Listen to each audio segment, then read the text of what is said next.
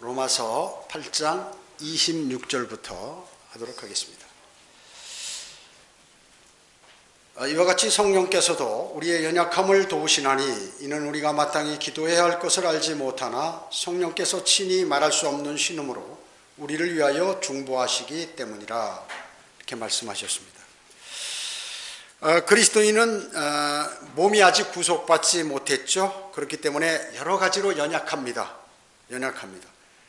그래서 그리스도인이 무슨 구원받았다고 모든 것이 해결되는 것이 아니죠. 아직까지 세상적인 것이 많고 또 육신이 그 사람을 공격하기 때문에 연약합니다. 그러므로 그 안에, 우리 안에 계신 성령님께서 그 사람을 도와주십니다. 그 성령님의 도우심이 없으면 어렵겠죠. 그리스도인은 아무리 고통에 처하더라도 성령님께서 신음까지 다 중보를 해주시기 때문에 주님 오실 날까지 잘 참고 견디는 것입니다. 기다릴 수 있는 것이죠. 그 신음이 바로 그리스도인이 말할 수 없는 신음인 것입니다. 자, 이런 것은 은사주의자들이 말하는 것이 아니라 그리스도인이 입으로 이제 점점 나아질 수 있는 그러한 신음인 것입니다. 입으로 하는 신음. 자, 성령께서 친히라고 말씀하시죠. 우리 전에도 나왔죠. The Spirit itself라고 표현함으로써 중성 대명사예요. 제기 대명사. 그래서 이 구절에서 성령은 신격으로서의 성령이 아니라고 그랬죠. 아니고 그분의 일하시는 것, 즉 믿는 사람 안에서 역사하시는 성령의 영향력을 이제 여기서는 말씀하는 것입니다. 그래서 itself라는 것을 이렇게 그 단어를 사용한 것입니다. 대명사를 사용한 것입니다. 자, 우리가 마땅히 기도해야 할 것을 알지 못하나 성령께서 친히 중보하신다. 이것은 대단한 복입니다. 사실 그리스도인이 기도를 이렇게 하다 보면, 같이 여러분이 또 기도하다 보면 잘못 기도하는 내용이 사실 많이 있습니다. 그리고 어떠한 내용을 내가 기도드려야 하나님께 적합하게 잘 상달되는지 사람은 잘 몰라요. 사실 영적으로 어느 정도 성장하기 전까지는, 물론 성장해도 잘 어렵지만 대부분이 사실 잘 모르는 것입니다. 그래서 일반적으로 우리가 이교도들이 기도하는 식으로 이렇게 하는 경우가 많이 있는데, 그것을 바로 성령님께서 바로 잡아서 하나님께 알려주신다는 것이에요. 하나님께서 중보하신다는 사실, 그것은 대단한 복인 것이죠. 여러분은 중보자가 그래서 두 분입니다. 물론 삼위일체 하나님으로 따를 때는 한 분이지만 오늘 본문에서 말씀하셨듯이 성령님께서, 여러분 안에 계신 성령님께서 여러분을 도와주시고 중보하시고, 그리고 셋째 하늘 보좌, 하나님 보좌 오른편에 앉아 계신 예수 그리스도께서 여러분의 기도를 중보해 주십니다. 그렇기 때문에 그리스도인은 이 마음이 중요합니다. 실질적으로 우리가 어떠한 좋은 용어를 사용해서 하나님께 기도드려야 할지, 그 하나님 마음에 맞는 그런 말씀이 무엇인지를 정확히 이렇게 찝어내기가 어려워요. 그러나 성령님께서 계시고 하나님 보좌 오른편에 예수 그리스도께서 여러분의 기도를 잘 중보해 주신다는 것입니다. 성령님께서는 이따금씩 어떻습니까? 그리스도인을 절망 상태에 몰아넣으시기도 하십니다.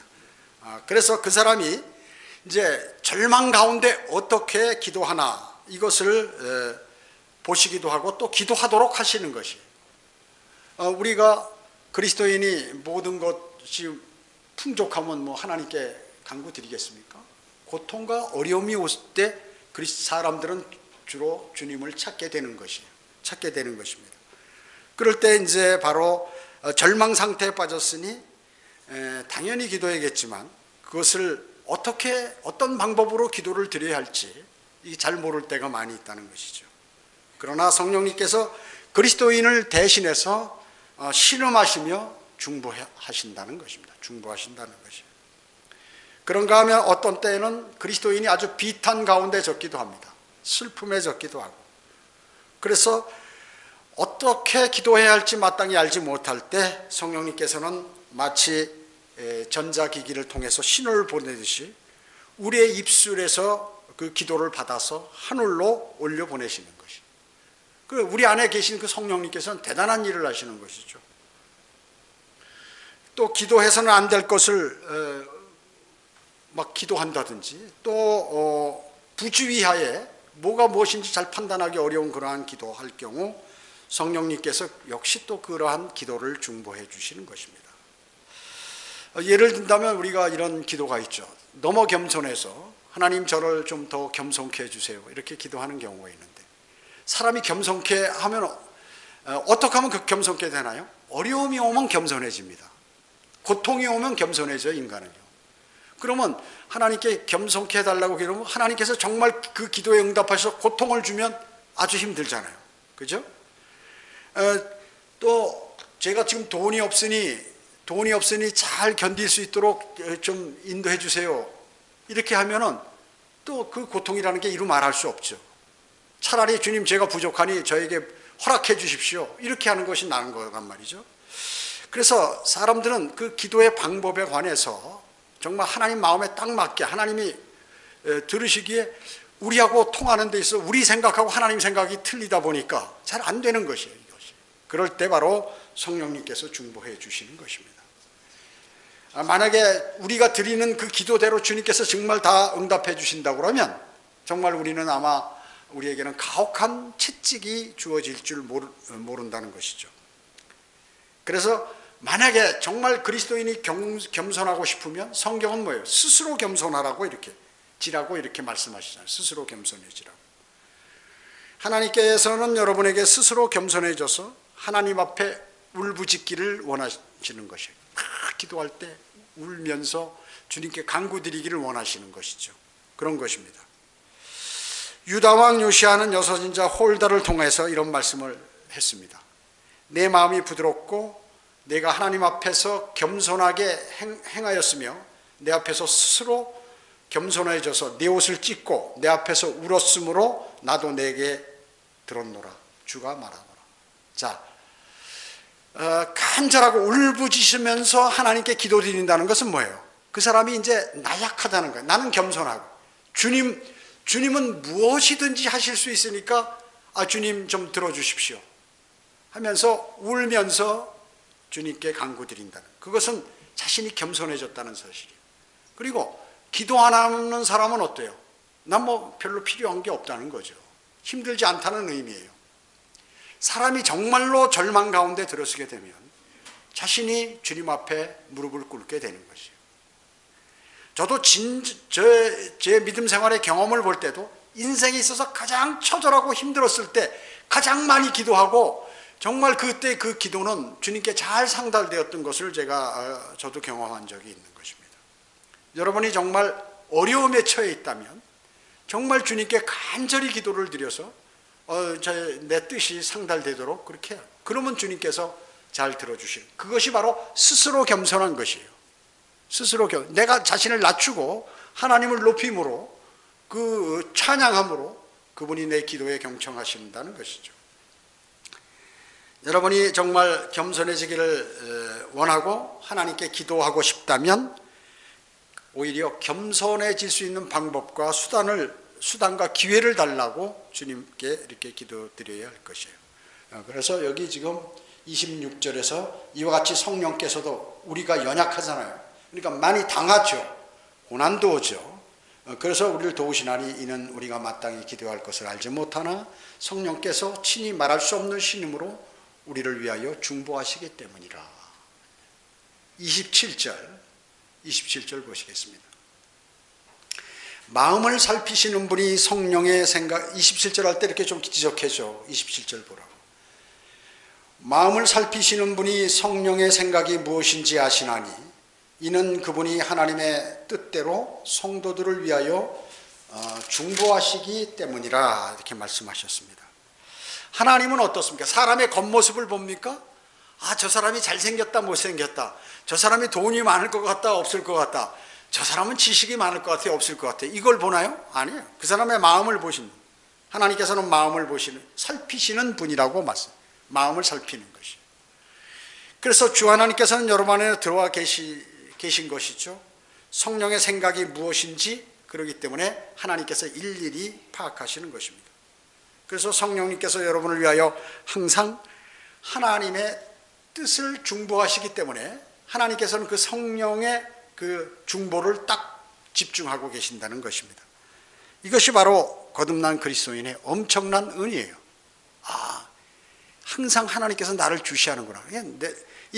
쉽게 얘기하면 이거 외국 사람과 통화가 잘 안 되니까 이 통역관을 두듯이 성령님께서 그 일을 다 잘 이렇게 진정한 의미로 알려준다는 것이죠. 우리가 외국어를 배우면 한국어처럼 정말로 아주 그 깊은 그것을 하기 어렵잖아요. 그렇죠? 우리 한국어라는 것은 뭐 여러 가지 의미가 있잖아요. 사람이 아주 힘들다, 정말 힘들다, 아주 힘들다, 뭐 여러 가지가 있어요. 색깔도 말이죠. 노란색, 누르끼리한색, 노로스름한색, 전부 색깔이 틀리다. 이런 것을 어떻게 외국어로 할 수 있느냐, 어렵다는 거죠.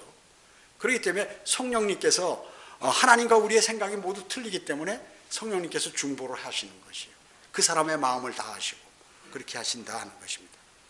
구원받은 순간에 성령께서 여러분 안에 몸 안에 들어오셨고 여러분 몸에서 분리된 혼을 위하여 늘 쉬지 않고 하나님께 중보 기도하고 계신다는 것이에요. 대단한 일입니다. 이것은 하나님께서 여기에 늘 귀를 기울이고 그러기 때문에 계시는 것입니다. 자, 28절 봅니다. 우리가 알거니와 하나님을 사랑하는 자들 곧 그분의 목적에 따라 부르심을 받은 자들에게는 모든 일이 합력하여 소원을 이루니라. 대부분 사람들이 이런 거 생각할 때 은사주의자들이 뭐 좋은 일만 생각해요. 이것저것 해서 하나님께서 나를 잘되게 하셨다 이렇게 하는 것인데, 여러분은 구원받았고 하나님을 사랑하는 자들이죠. 그리고 하나님의 목적에 따라 부르심을 받은 사람들입니다. 여러분들은 여기에서 모든 일이 합력하여 선을 이룬다고 지금 본문에서 말씀하시는데, 이 모든 일은 뭐예요? 좋은 일보다는 아주 고약한 그러한 상황들입니다. 여기 35절에 보면은 35절에 나오는 그러한 내용들이에요. 환난이라든지 박해, 곤경, 기근, 헐벗은, 위험, 칼, 이런 것들이에요. 이런 일들. 자, 이러한 어려운 일들이 합력하여 선을 이룬다는 것은 이게 무슨 말씀인지 안다는 거예요. 여러분들은 전부 참된 그리스도인은 아는 거야. 맞아. 나한테 고난이 없었다면 정말 하나님 말씀을 이해할 수 없었는데 성경을 이해할 수 있었어. 맞아. 나에게 고난들이 나에게 유익이었구나 하는 것이에요. 만약에 내가 마귀에게 쓰러졌을 텐데 하나님의 말씀을 통하여 하나님의 위로를 받고 힘을 얻어서 고난 가운데 이렇게 승리할 수 있었다는 이런 모든 것들. 또 이러한 어려움들이 합력하여 이제 정말 나에게 좋은 길로 인도하게 됐다. 그러더니 내가 믿음이 좋아졌고 주님을 찾게 되고 더욱더 주님과 가까워지고 주님이 좋아하시는 일이 무엇이고 하는 것을 알게 된다는 것입니다. 바로 그래서 이 선은 인간의 관점에서 보는 선이 아니에요. 하나님 관점에서 본 선을 여기서 말씀하고 있는 것입니다. 욥의 경우가 그렇죠. 그에게 일어난 환난은 어떻습니까? 욥이나 욥 자신에게나 다른 사람에게 보면 결코 선이 될 수 없어요. 너무나 고통스러우니까. 너무 고통스러워 욥이요. 그러나 하나님의 관점에서 보면 그것이 선이었죠. 욥이 그 많은 고난에서 이겨서 하나님을 영화롭게 하고 마귀의 공격에 쓰러지지 않고 2배 이상의 복을 받도록 결론적으로 하나님께서 만드셨다. 그 욥에게 그런 고난이 없었다면 그 하나님의 자신의 의만 주장했을 뿐, 나는 의인이다, 나는 의인이다 라고 이렇게 생각했을 뿐 하나님의 의를 받을 수가 없었을 거예요. 하나님의 의를 깨닫게 됐죠. 욥이요. 거기다 모든 재산과 모든 어려운 그 모든 자녀들도 다 다시 부활했고, 그리고 모든 재산도 2배로 늘어났고 더 좋은 일들이 있었죠. 그러나 욥이나 욥의 친구들이 봤을 때는 어때요? 그 고난이 과연 하나님의 선이라고 얘기할 수 있을까요? 참 견디기 어려운 고난이죠. 정말 욥처럼 당한 사람이 예수 그리스도를 제외하고 이런 고난을 받은 사람은 세상에 없습니다. 자기 자녀가 10명인데 몽땅 다 죽어버리고 아내는 가출하고 자신의 재산은 전부 다 사라져버리고, 심지어 자기 몸이나 건강하면 좀 괜찮을 텐데 정수리부터 발끝까지 전부 그냥 몸이 병들어가지고 말이죠. 고통스럽고 아주 비참한 그러한 상황에서도 이제 주님을 원망하지 않고 이제 주님께서 결국에는 하나님께서 베풀어 주신 그 선이 어떤 것인지를 알게 되었죠. 그것입니다. 하나님의 뜻에 합당한 선은 이처럼 인간에게 합당한 선과 반드시 일치하지는 않는다는 것입니다.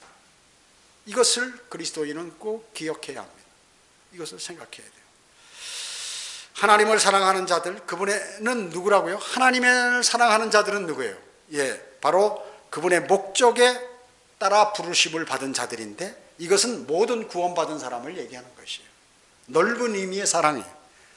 즉 하나님께서 사랑하는 자에만, 하나님 뜻에 맞게 생활하는 그 사람만 이렇게 한다는 뜻은 아니에요. 여기서 모든 그러한 구원받은 사람이 거듭난 사람이 고통을 받을 때 이제 나중에 받는 것이, 그러한 것들이 다 여러 가지 고통들과 어려움들이 다 종합해 보면 나중에 결국에는 좋은 것을 이루게 된다 하는 것입니다. 하나님의 목적은 무엇입니까? 이제 그 뒤에 나오는 29절 30절에서 말씀하는 것이에요. 하나님의 목적을, 여러분을 구원하신 목적. 29절 봅니다. 그분께서는 미리 하신 자들을 자기 아들의 형상과 일치하게 하시려고 또한 예정하셨으니, 이는 그를 많은 형제 가운데서 첫 태생이 되게 하려 하심이니라, 이렇게 말씀하셨습니다. 여러분을 구원하신 목적, 이것은 신학적으로, 여기서 지금 말씀하는 신학적으로 구원의 순서가 되는 것이에요. 그래서 사실 사도 바울이 다른 서신서에서는 막 복잡하게 신학 체계를 잡으려면 어려워요. 그러나 이 로마서는 아주 신학 체계가 아주 잘 돼 있는, 그래서 신학의 체계를 잡는데 아주 적합한 그러한 체계예요. 구원의 순서를 여기서 말씀하시죠. 첫 번째 뭐예요? 하나님의 미리 하심. 두 번째는 예정하심. 여기서 하는 예정이라는 것은 그 사람을 구원시키기로 예정한 것이 아니라, 구원을 예정했다면 이것은, 만약에 여러분이 그렇게 믿으면 여러분 이단 교리를 믿는 것이에요. 칼빈주의 같이. 이거 구원을 예정하신 게 아니에요. 여러분은 구원받은 다음에 예정했는데 무엇을 예정하셨다고요? 자기 아들의 형상과 일치하시려고 또한 예정하셨다고요. 아직 되진 않은 건데, 우리가 어때? 나중에 들림 받으면 주님의 몸으로 변모되죠. 그래서 구원시킨 목적이 바로 주님의 몸으로 바꾸기 위해요. 아들의 형상과 일치시키시기 위해서 여러분을 구원시킨 거예요. 그 일치시키는 걸 예정했다, 그 얘기예요. 여러분을 위해 하나님께서 예정해 놓으신 것은 여러분이 구원받자 여러분을 예수 그리스도의 형상과 일치하게 하시려고 지금 하고 있다는 것이에요. 그렇죠? 우리가 들림 받을 때 완벽하게 이 일이 이제 완성되는 것이죠. 여러분에 대한 예정은 바로 여러분이 예수 그리스도를 영접했을 때 확정되었기 때문에, 확정되었다는 말씀이에요. 이미 다 예정이 되어 있다, 그 얘기죠. 예수님을 영접하면 예수님과 같이 그리스도와 같은 형상과 일치하도록 이미 다 예정되어 있다. 이미 된 것이에요. 이제 곧 될 거예요. 이제 여러분이 예수 그리스도를 믿을 때 두 가지가 확정되죠. 에베소서 1장에서 언급하듯이 여러분 구원받으면 뭐예요? 첫째로 하나님의 아들로 입양이 됐어요. 하나님의 아들로 입양이 됐다는 얘기죠. 두 번째는 뭐예요? 오늘 본문 로마서 8장 29절에 있듯이 그리스도의 형상과 일치시키는 것이, 이것이 확정되어 있어요. 구원받은 사람은 하나님의 아들이고 이미 되었고, 이제 곧 예수 그리스도의 형상과 같게 될 것이에요.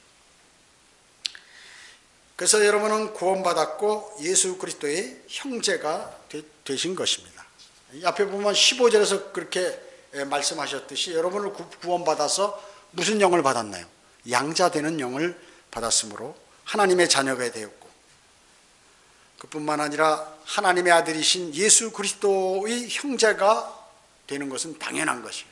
여러분 예수 그리스도가 형제라는 거예요. 그래서 여러분은 하나님을 아바 아버지라고 부를 수 있게 되었던 것이죠. 그리스도께서는 여러분을 포함해서 많은 형제들을 갖고 계신 것이에요. 많은 형제들을 갖고 계신 것입니다. 그 형제들이 모두 그리스도로 말미암아 구원받았죠. 그렇기 때문에 그분께서는 당연히 첫 태생이신 것이에요. 예수 그리스도께서 첫 태생이신 것입니다. 첫 태생이신 예수 그리스도께서 여러분이 갖고 있지 못한 한 가지 특혜를 가지고 계셔요. 우리가 갖지 못한 것을 갖고 계셔요. 그건 뭐냐 하면 그분께서는 육신마저도 성령으로 태어나셨다는 것이에요. 성령으로 잉태되시고 출생도 그렇게 하시고 몸과 혼이 모두 성령으로 이미 다 성령으로 태어나셨다는 것이에요.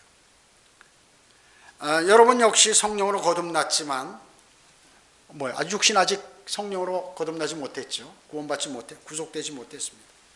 그런 상태에 있는 것이죠. 그러나 예수 그리스도께서는 어떻게 해요? 영과 몸이 둘 다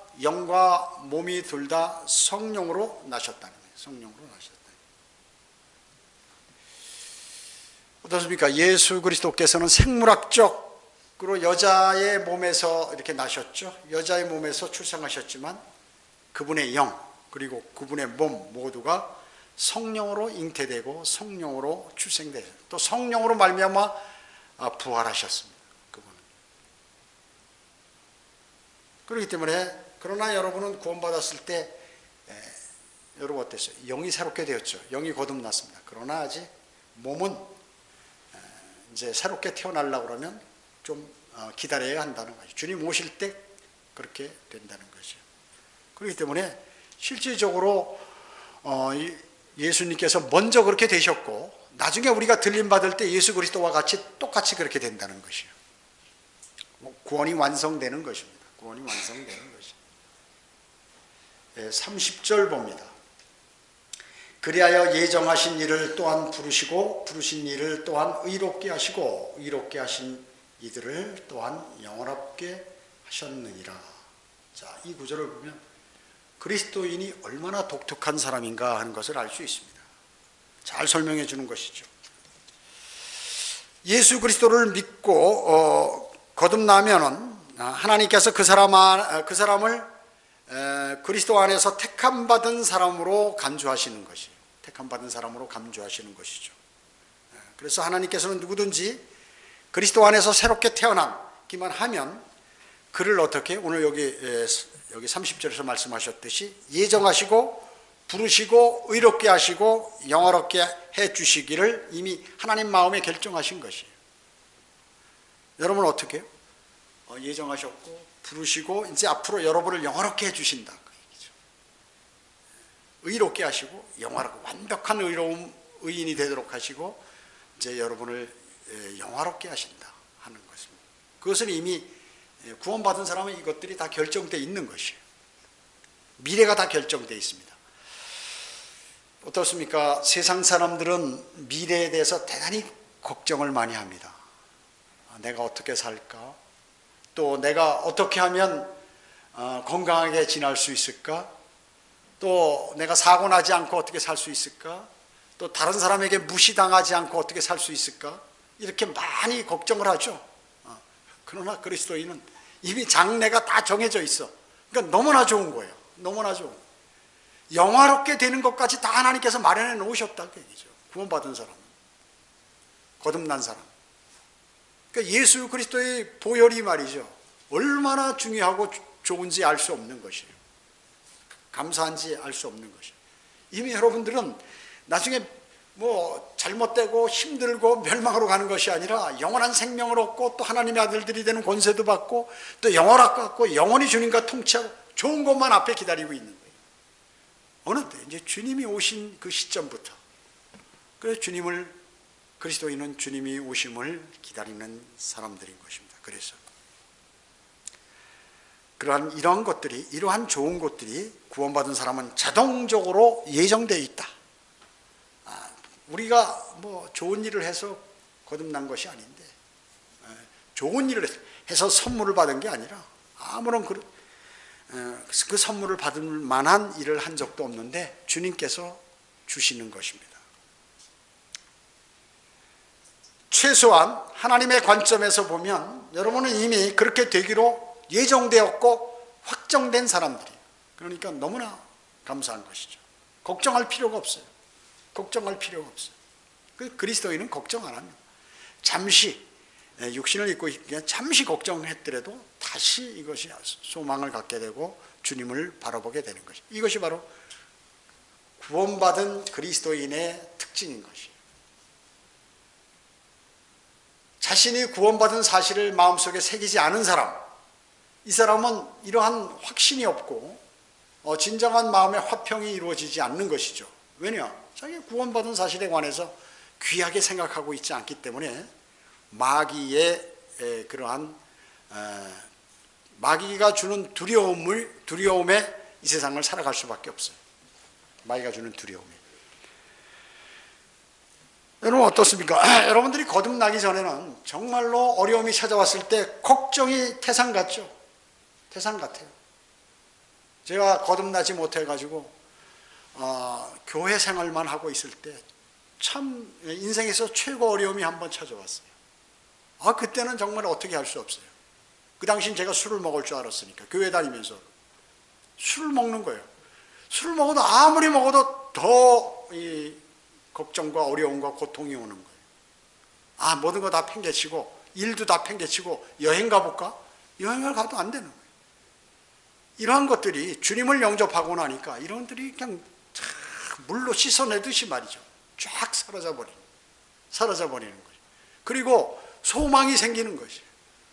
몸의 모든 조직들이 활발하게 움직이기 시작하는 거죠. 그리고 주님을 찬양하기 시작.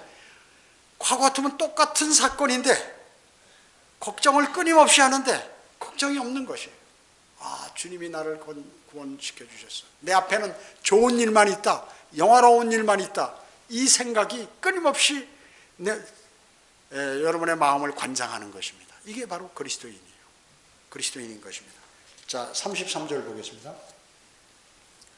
하나님께서 택하신 31절 했나요? 네, 31절부터. 그렇다면 이런 일에 대하여 우리가 무슨 말을 하리요? 하나님께서 우리를 위하신다면 누가 우리를 대적하리요? 자기 아들을 아끼지 아니하시고 우리 모든 사람을 위하여 내어주신 분이 어찌 그 아들과 함께 또한 모든 것을 우리에게 값없이 주시지 않겠느냐? 이 말씀 뭐예요? 누가 그리스도인을 대적하고 겁줄 수 있겠느냐 그 얘기예요. 여러분의 대적은 누구예요? 세상, 육신, 마귀가 여러분의 대적이에요. 그러나 하나님께서 여러분을 위해서 아무리 그들이 대적을 한다 하더라도 여러분은 만약에 정말 대적하게 되면 여러분 꼼짝 못하겠죠. 그러나 하나님께서 뭐예요? 자기 아들까지 우리를 위해서 이렇게 주신 분이 무엇을 아끼시겠냐 그 얘기예요. 값없이 어떤 것인들 안 주시겠느냐 그 얘기예요. 어리석은 사람이죠.